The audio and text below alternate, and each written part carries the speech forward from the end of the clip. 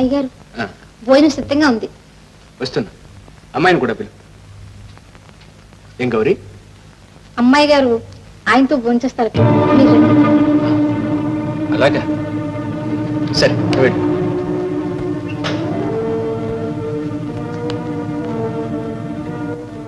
విమల, ఈ రోజు నువ్వు భోజనం చేయలేదట. అవును. ఏమో తెలీదు. నేను కూడా భోజనం చేయలేదు. భోంచేయలేదా? కారణం? దిగులు. దిగులా? ఎందుకు? నువ్వు నన్ను ఆ గజ దొంగ బారి నుంచి తప్పించావు. నేను ఇప్పుడు అంతకంటే పెద్ద గజ దొంగ చేతులు చిక్కుబడిపోయాను. గజ దొంగ? ఎవరతను? విమల, నీ ఆదుర్దా చూస్తే ఆ ఉగ్రసింహుడు బారి నుంచి తప్పించినట్టు నన్ను ఈ గజ దొంగ చేతుల్లో నుంచి కూడా తప్పించేటట్టున్నావే. తప్పకుండా. ఎక్కడున్నాడో చెప్పండి. ఇక్కడే. ఇక్కడ? మా తోటలోనా? ఆహా, ఇంట్లోనే. ఇంట్లోనా? ఏడి?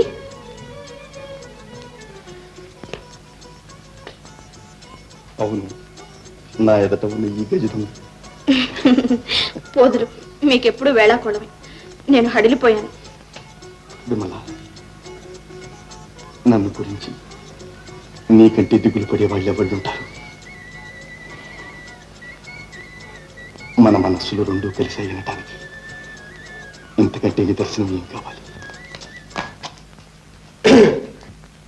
అయ్యగారు వస్తున్నారండి. నమస్కారం. నమస్కారం. దయచేయండి. ఇలా కూర్చోండి. కూర్చో బాబు. మీరు ఈ నిరుపేద ఇంట్లో ఎన్నాళ్ళు ఉండటమే గౌరవం. ఎంత మాట! మీరు మీ కుమార్తె నన్ను దొంగల బారి నుంచి, రోగం నుంచి కాపాడారు. మీ ఉపకారం ఈ జన్మలో తీర్చుకోలేదు. మా ధర్మాన్ని మేము నెరవేర్చాం. కష్టాల్లో ఉన్నప్పుడు ఆదుకోవడం మానవ ధర్మం కదా. మీరు సుఖంగా వెళ్ళిరండి. వెళ్లే ముందు ఒక్క చిన్న కోరిక తమరు తప్పక నెరవేర్చాలి. చెప్పు నాయన. మరేం లేదు, మీకు అభ్యంతరం లేకపోతే మీ కుమార్తె విమలను నేను వివాహం చేసుకుంటాను.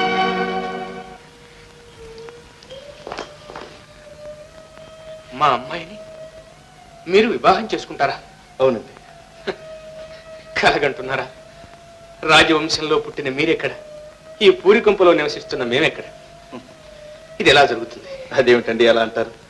రాజవంశంలో పుట్టడం తప్ప మామూలు మానవులకు ఉండే హృదయాలు, ఆవేశాలు మాకు మాత్రం లేవు. అంత అవసరమైతే నా సర్వస్వము త్యజించి మీ తోటలో పనిచేస్తూ ఇక్కడే ఉండిపోతాను. అయితే ఇక మేము ఈ స్థలం వదిలిపెట్టి మరొక తావు చూసుకోవాల్సి ఉంటుంది. అదేమిటండి అలా అంటారు? అదే కదా బాబు, మా తల మీద పడ్డ శాపం. శాపమా? అవును. నేను జీవితాంతం ఏకాంతంగా బ్రతకాలని, ఈమె కన్యగానే కాలం గడపాలని మాకు శాపం. ఇదంతా కల్పనగా ఉంది. కల్పన కాదు నాయన. ఈ ప్రపంచంలో నాకున్న ఆస్తి అంతా ఈ ఒక్క కూతురే. ఆ బిడ్డ హాయిగా ఆనందంగా జీవితం గడపాలని నాకు మాత్రం ఆశ లేదా?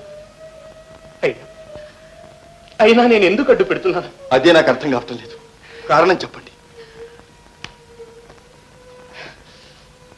ఇక దాచి ప్రయోజనం లేదు. విజయ్ కుమార్, అదో నా బిడ్డ అంటరానిది. అవును, అంటరానిది. అంటరానిది? ఏమంటరానిది? అవును, అంటరానిది. నాకు మాత్రం కాదు, ఈ ప్రపంచానికి. ప్రేమ పెనవేసిన మా పొడుచు హృదయాలను జాతి కుల మత విభేదాలు వేరు చేయలేవు. పసితనపు ఉద్రేకంలో మీరు ఏదో మాట్లాడుతున్నారు. నా మాట వినండి. మీరు ఈమెను వివాహం చేసుకుంటే ఆ తర్వాత ఎన్నో సాధక బాధకాలకు లోను కావాల్సి వస్తుంది. మీకోసం ఎందరో రాజకుమార్తెలు కనిపెట్టుకుని ఉండి ఉంటారు. వారిలో ఎవరినైనా వరించండి. దయచేసి ఈమెను మర్చిపోండి. వివాహం చేసుకుంటే మీ విమలని, లేకపోతే ఆజన్మాంతం బ్రహ్మచర్యం. విజయ్ కుమార్, నా హృదయంలోని బాధ తెలుసుకోకుండా నన్ను చిత్రవధ చేస్తున్నారు. ఇది న్యాయమా? నిజంగా మాకు కృతజ్ఞత చూపాలంటే ఈమె సంగతే మర్చిపోండి. మీ కాళ్ళు పట్టుకుంటారు.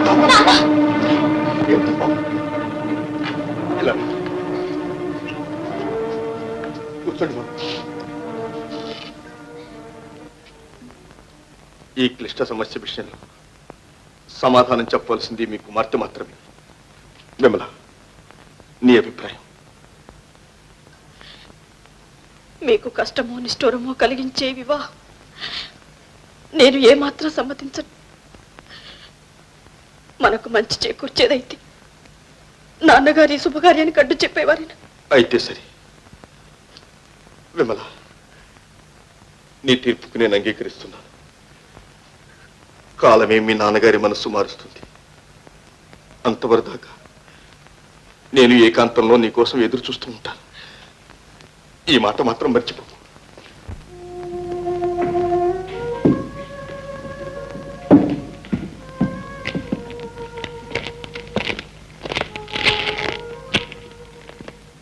అయ్యా, ఇన్నాళ్ళు నన్ను ఆదరించినందుకు మీకు కృతజ్ఞత ఎలా చెప్పాలో తెలియటం లేదు. బాబు, ఈ నిర్భాగ్యుణ్ణి ఈ నిర్జన ప్రదేశంలో కలుసుకున్నట్టు నువ్వెవ్వరికీ చెప్పకుండా ఉండటమే గొప్ప కృతజ్ఞత. ఈ క్షణం నుంచి మమ్మల్ని మర్చిపో.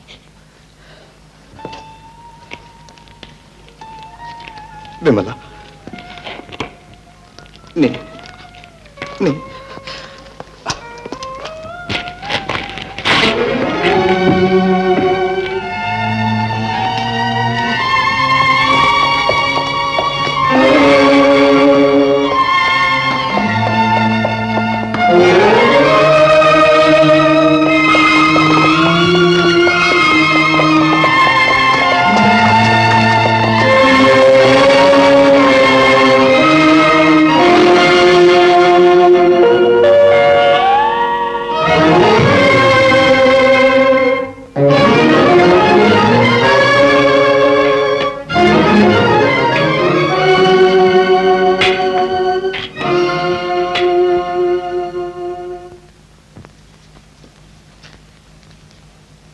అమ్మా. నాన్న, ఏమిటమ్మా? ఏమి లేదు నాన్న. చూడమ్మా, చాలా రోజుల నుంచి నీకు ఒక కథ చెప్పాలనుకుంటున్నాను. కథ నాన్న, చెప్పండి. సుమారు 16 సంవత్సరాల క్రిందటి సంగతి ఇది. ఆంధ్రదేశంలో అనంతగిరి అనే పెద్ద జమీందారి ఉంది. ఆ జమీందారు పుట్టుక నుంచి కుంటివాడు. అందుచేత తన పెళ్లి మానుకుని తమ్ముడు రాజేశ్వర ప్రసాద్ ఆనందపురం జమీందారు కుమార్తె రాజ్యలక్ష్మిని పెళ్లి చేసి అధికారం కూడా అప్పగించాడు. ఆ భార్యాభర్తలకు బంగారు బొమ్మలాంటి లలిత కుమారి అనే 3 సంవత్సరాల కుమార్తె ఉంది. కానీ ఇంతలో ఆ కుంటిరాజుకు ఆనందపురం రాజుకు ఏదో విరోధం వచ్చింది. ఆ విరోధాన్ని మనసులో పెట్టుకుని రాజ్యలక్ష్మిని వదిలేసి వేరే వివాహం చేసుకోవలసిందిగా కుంటిరాజు పట్టుబట్టాడు. ఇదేమిటి నాన్న, ఆశ్చర్యంగా ఉంది. వాళ్ళ విరోధానికి రాజ్యలక్ష్మీదేవి జీవితం బలి కావడమా? ఆ మాటేనమ్మా రాజేశ్వర ప్రసాద్ అన్నగారితో చెప్పాడు. కానీ రాజు, నా నిశ్చయాన్ని నేను మార్చుకో. నీ వెంటనే మరొకరిని పెళ్ళాడుతీరా. వీల్లేదు. నా ప్రాణం పోయినా అందుకు అంగీకరించు. ఏమన్నా వీల్లేదా? అంత పగలైతే రాజభవనం వదల వెంటనే బయటకు వెళ్ళిపోండి. నేనే పెళ్లి చేసుకుంటాను. పెళ్లి? ఈ రాజ్యం మాకు దక్కకుండా కుట్రలు పనుతున్నావా? నీ దురాలోచన సాగనివ్వను. దీనికి పగ తెచ్చుకుని తింటా. జాగ్రత్త. ఏదో ఉద్రేకంలో రాజేశ్వర ప్రసాద్ అలా అన్నాడే కాని నిజానికి అతనికి ఏ దురుద్దేశం లేదు. కానీ మరుసటి రోజు తెల్లవారేటప్పటికి కుంటిరాజు ఖూనీ చేయబడి ఉన్నాడు. ఆ హత్య చేసిన పాపాత్ముడు ఎవరు నాన్న? అదేనమ్మా ఇంతవరకు తెలియలేదు. ఉద్రేకంలో కసి తీర్చుకుంటానన్నాడే రాజేశ్వర ప్రసాద్. అతనే హంతకుడని న్యాయస్థానంలో నిలబెట్టారు. ఈ రక్తం మనకల చేతురుమాల ఎవరిదో మీరు చెప్పగలరా? నాది. ఈ కత్తి మీద చెక్కబడిన పేరు మీదేనా? అవును. ఈ కత్తి నాది. రాజుగారిని హత్య చేయలేదంటున్నారే, ఈ కత్తి ఈ చేతురుమాల అక్కడికి ఎలా వచ్చినాయో చెప్పగలరా? నేను చెప్పలేదు. అవి అక్కడికి ఎలా వచ్చాయో నాకే ఆశ్చర్యంగా ఉంది. సంజాయిషి చెప్పలేను కానీ సత్యం చెప్పగలను. నేను నిర్దోషిని. ఈ హత్యకు నాకు ఏమీ సంబంధం లేదు. The charge of murder against Yuvaraja Rajeswara Prasad having been proved beyond doubt, I, Sir William Dalton, CIE, His Imperial Majesty's resident in this state, do therefore convict him of the offence of murder and hereby sentence him to be hung by the neck until he is dead. మరణదండననే మాట వినగానే అమాయకుడైన తన భర్త ప్రాణాన్ని కాపాడడానికి రాజ్యలక్ష్మి ఒక ఏర్పాటు చేసింది. ఇదిగోండి డబ్బు, ఇవన్నీ రాణి గారు పంపించారు. వెంటనే వెళ్ళిపోండి. ఖైదు నుంచి తప్పించుకున్న రాజేశ్వర ప్రసాద్ పారిపోయే ముందు తన భార్యని బిడ్డని ఒక్కసారి చూద్దామని మారువేషంలో బయలుదేరాడు. తన భార్యను చూశాడు కానీ ఆమె అతన్ని ఆనవాలు పట్టలేదు.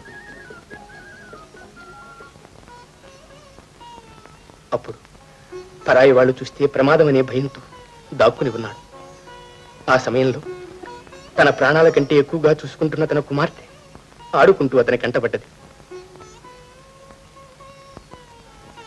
తన బిడ్డని చూడగానే మనసుకు మైకం కమ్మినట్లే ఏం చేస్తున్నాడో కూడా తెలియకుండా ఆ పిల్లని ఎత్తుకుని పారిపోయాడు. పాపం, తన కూతుర్ని ఎత్తుకుని వెళ్ళిపోయిన రాజేశ్వర ప్రసాద్ ఏమయ్యాడు నాన్న? పరదేశం పోయి తన బిడ్డను కంటికి రెప్పలా కాపాడుకుంటూ గుణగణాల్లోనూ శక్తి సామర్థ్యాల్లోనూ స్త్రీ జాతికి వన్నె తేగలిగిన యువతిగా పెంచి పెద్దదాన్ని చేశాడు. కానీ అతని అంతరాత్మ మాత్రం తప్పు చేశావు, నువ్వు తప్పు చేశావని అతన్ని అనుక్షణం బాధిస్తూనే ఉందమ్మా. అంత బాధపడ్డానికి ఆయన ఏం తప్పు చేశాడు నాన్న? రాజభవనంలో రాకుమారిగా పెరగవలసిన దాన్ని అన్నిటికన్నా మిన్న అయిన తల్లి ప్రేమకు దూరం చేసి ఏ సుఖాలు లేని ఏకాంతంలో పెంచాడే ఆ తండ్రి. అంతకన్నా తప్పే ఉంటుంది. ఆ బిడ్డ ఆ తండ్రిని అసహించుకోకుండా ఎలా ఉంటుంది? నాన్న, ఇంతకు ముందే కదా అమ్మాయి గుణవంతురాలన్నారు. ఆమెకు అలాంటి అల్పబుద్ధి ఎలా కలుగుతుంది నాన్న? అమ్మా అమ్మా, ఎంత మంచి మనసమ్మా నీది. నేను నీ తండ్రిని చెప్పుకోవడానికి సిగ్గుపడుతున్నా. నాన్న, ఏమిటి నాన్న ఇది కంట తడి పెడుతున్నారు? అనంతగిరి రాకుమారిగా ఉండవలసిన నిన్ను తల్లి నుండి దూరం చేసి ఇన్ని కష్టాలకు గురి చేసిన దుర్మార్గుణ్ణి ఆ రాజేశ్వర ప్రసాద్ నేనేనమ్మా. నాన్న, నాన్న. అమ్మా, నేను పాపాత్ముని, నన్ను అంటుకోవద్దు. నువ్వు అంటరాని దానివి అన్నాను. నువ్వు కాదమ్మా, నేను అంటరాని వాడిని, నేను అంటరాని వాడిని అమ్మా. అలా అనకండి నాన్న, మీరు నా తండ్రి అయినందుకు నేను ఎంతో గర్వపడుతున్నాను.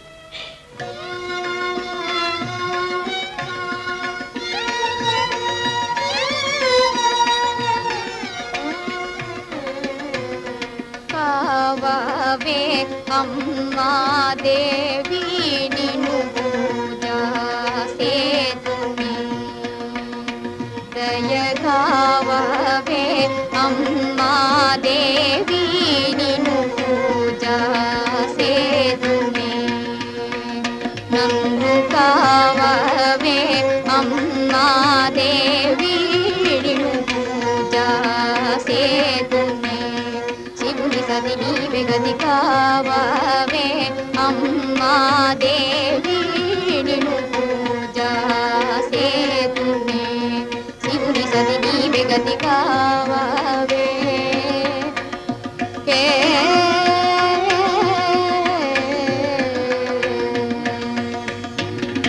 ఎవరది?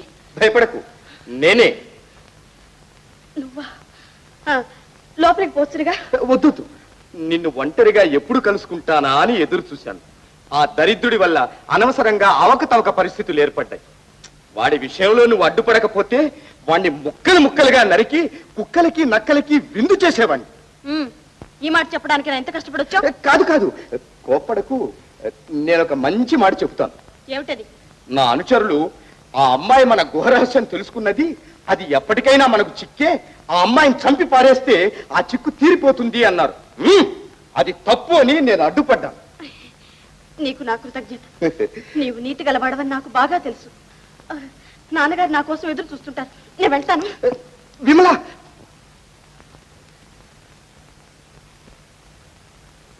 నువ్వు సాధారణమైన దానివి కావు.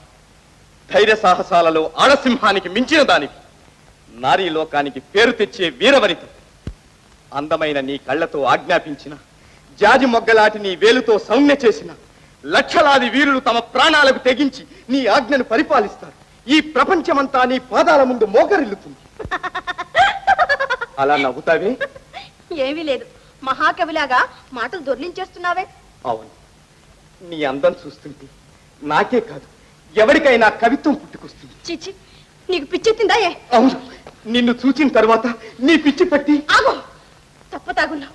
నీ బుద్ధి తప్పుదారి పట్టింది. నీ అందానికి తలకిందై నా బుద్ధి తప్పకుండా తప్పదారి పట్టింది. ఏమిటో అర్థం లేని మాటలు. ఇంకా అర్థం కాలేదా? మనసిచ్చి ఒక్క మాట చెప్పు, నిన్ను పెళ్లాడతాను. నా ముఠానంతా నీ పాదాల మీద పడేసి నిన్ను నాయకురాలించేస్తాను. ఉగ్రసింహ, మర్యాదగా నువ్వు ఇక్కడి నుంచి వెళ్తావా వెళ్ళవా? నిన్ను వదిలి వెళ్తానా? ఎంత ధైర్యం! నాన్న, అమ్మా, ఏమిటమ్మా ఇదంతా? సమయానికి వచ్చారు నాన్న. మీరు రాకపోతే నన్ను వాడు ఎత్తుకునే పోయేవాడు. ఏమిటి, నిన్ను ఎత్తుకుపోవడమా? అవును నాన్న, నేను వాడిని పెళ్ళాడాలట. ఎంత ధైర్యం వాడికి! అమ్మా, ఇక మనం ఇక్కడ ఉండకూడదు. ఆ దుర్మార్గుడు పట్టుబడితే ఎంత పైన చేస్తాడు. మనం వెంటనే ఇక్కడి నుంచి వెళ్ళిపోవాలి. రమ్మా, రా.